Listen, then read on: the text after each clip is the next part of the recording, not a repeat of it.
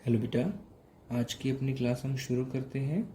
हम लोग Henry fuel के प्रिंसिपल्स पढ़ रहे हैं। 14 प्रिंसिपल हैं, 8 ऑलरेडी हम पढ़ चुके हैं। अब 9th प्रिंसिपल की बात करेंगे हम।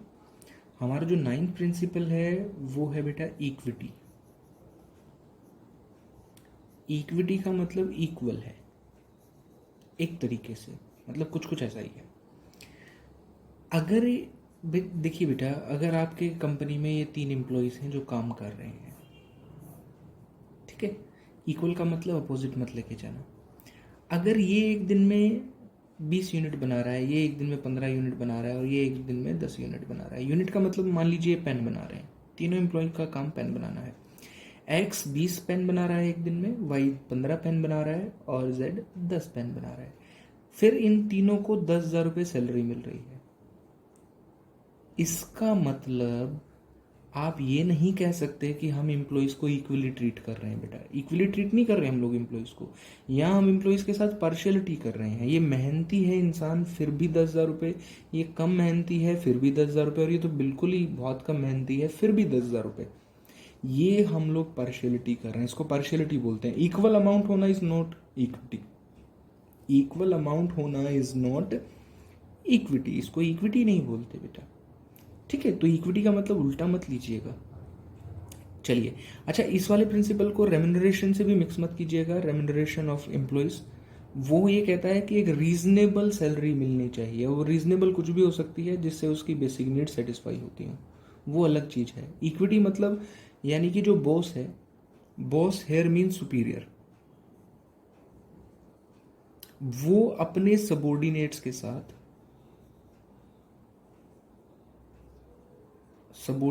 साथ पार्शियलिटी नहीं करेगा, बिल्कुल भी पार्शियलिटी नहीं करेगा, सबको इक्वली ट्रीट करेगा। और इक्वली ट्रीट का मतलब ये बिल्कुल मत लेना बेटा कि सैलरी सबको सेम मिलेगी। हाँ, अगर इन केस अगर मैं एक्स और वाई और जेड में कहता कि ये भी 20 यूनिट बनाता है, ये भी 20 यूनिट बनाता है और ये भी 20 यूनिट बनाता है, लेकिन सैलरी इसकी 10,000 है, इसकी सैलरी 8,000 है और इसकी सैलरी 12,000 है, इसका मतलब आप पार्शियलिटी कर रहे हो।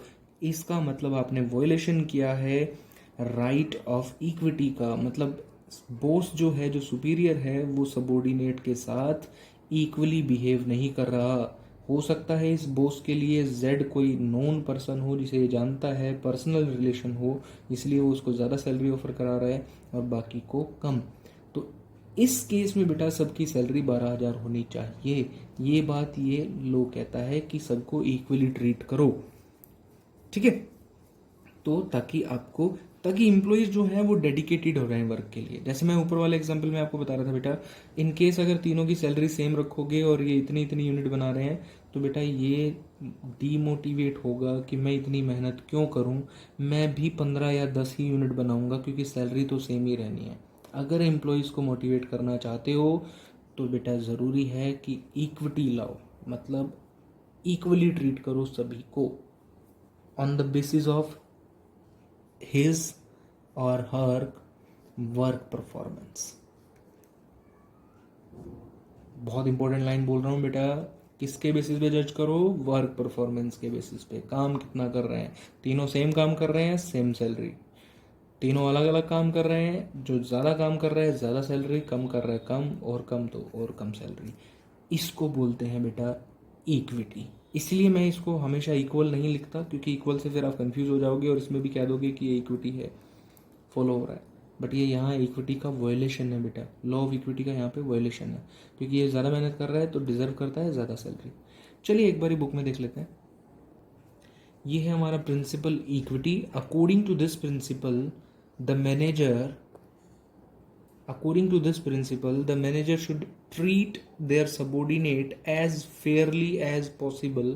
मतलब उनके साथ बिल्कुल फेयर रहेगा, कोई पार्शियलिटी नहीं करेगा। as possible so that they developed a feeling of dedication for their work। मतलब वो अपने वर्क परफॉर्मेंस को इम्प्रूव करने की कोशिश करेंगे अगर आप ऐसा करेंगे तो। एग्जाम्पल में दे रहा है कि labour complete 10 units of goods in a day. एक लेबर 10 यूनिट बनाता है एक दिन में। दूसरा लेबर है, ठीक है, to be relative of superior complete supervisor completes 8 unit but both get equal remuneration। remuneration means salary बेटा। तो कह रहा है भाई एक 10 यूनिट बना रहा है, एक 8 यूनिट बना रहा है, फिर भी सैलरी सेम है, तो इसका मतलब वॉयलेट किया है आपने the principle of equality, equally treat नहीं किया आपने। अमाउंट के इक्वल होने को इक्वालिटी नहीं बोलते बेटा, ठीक है। वर्क परफॉर्मेंस के बेसिस पे डिसीजन लो, ये मस्ट है। रेम्यूनरेशन ऑफ एम्प्लॉयज़ के साथ मिक्स मत करना बेटा, वो रीजनेबल सैलरी के बारे में बात करता है, ठीक है। वो ये नहीं कहता कि दो पर्सन्स की सैलरी अगर काम सेम है तो सैलरी भी सेम होनी चाहिए, वो ये प्रिंसिपल, वो ये बात नहीं कहता है। तो मिक्स मत करना दोनों को, बोर्ड में पहचानने में थोड़ी सी डिफिकल्टी आती है, बाद में क्वेश्चंस कराएंगे इसके। पॉजिटिव इफेक्ट्स क्या है, the employees remain satisfied, employees satisfied रहते हैं क्योंकि पता है भाई ज़्यादा मेहनत करोगे ज़्यादा मिलेगा। Increase the sense of devotion to the organisation, employees loyal हो जाते हैं ऑर्गेनाइजेशन के लिए, उन्हें लगता है कि हमारी इम्पोर्टेंस ज़्यादा है अगर हम ज़्यादा काम कर रहे हैं तो। Skilled employee try to improve upon their skills, एक एम्प्लॉय सोचता है कि मैं आज 10 यूनिट बना रहा हूँ तो ज़्यादा सैलरी मिल रही है, 15 बनाऊंगा तो और ज़्यादा मिलेगी, तो ये सोच के वो अपनी स्किल्स को इम्प्रूव करता है।